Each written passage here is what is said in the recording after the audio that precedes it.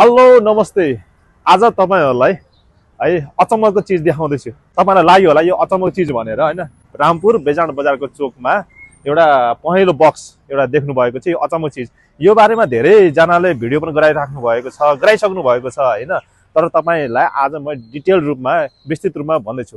यो हो Nepal clothing and food bank Nepal Rampur शाखाको एउटा डोनेसन बक्स, क्लथिङ बक्स। यसमा भित्र तपाईहरुको घरमा सानो भएको आफूले लगाउन नमिल्ने अथवा लगाउन मन नलागेको चीजहरु छन्, कपडाहरु छन्, जति पनि छ नि त्यो कपडाहरु ल्याएर एउटा प्याक गरेर ल्याएर यसमा राख्नु भयो भने यो कपडा बुटोलमा गइसकेपछि त्यसमा प्रशोधन भएर त्यसलाई धोएर प्रशोधन भएर लगाउने मिल्ने गराएर फेरि जसलाई जरुरत पर्छ, जसलाई आवश्यक पर्छ, न्यानो कपडादेखि लिएर अरु कपडा सबै कपडाहरु डोनेसनको लागि फेरि पठाइन्छ।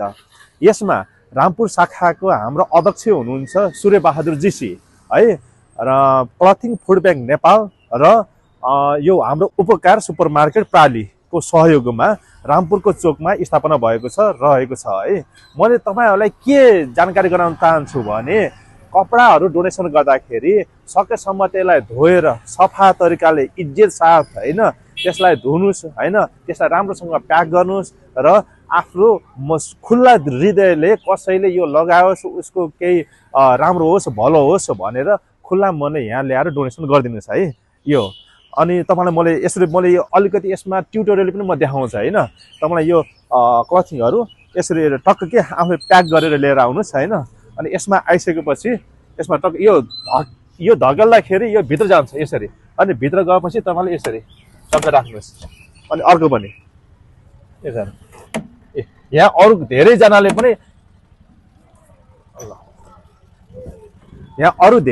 पनि डोनेसन गर्नु भएको छ। यो कपडा जसलाई जरुरत छ उनीहरुको लागि ठूलो एउटा पुण्यको काम पनि हुनुहुन्छ। उनीहरुको आङ ढाक्न अथवा यो जाडोको मौसममा उनीहरुले न्यानो कपडा पनि लाउन पाउँछन् हैन। तपाईहरुलाई एउटा पुण्यको काम पनि हुन्छ। धर्म गर्नको लागि धेरै पर पुग्नु पर्दैन के, तपाईको एउटा मन भए पुग्छ हैन। तपाईको घरमा आफूले नलागेको अथवा आफूलाई लगाउन मन नभएको कपडाहरु जति छ त्यसलाई फाल्नु भन्दा बरु ल्याएर यसमा राख्नुस्। अब कतिले भन्छ अलिकति संस्कारको कुराहरु आउँछन्, आफूले लगाएको कपडा अरूलाई दिँदाखेरि एउटा गुड लकहरु जान्छ हैन, अलिकति आफूलाई नराम्रो हुन्छ, त्यो होइन।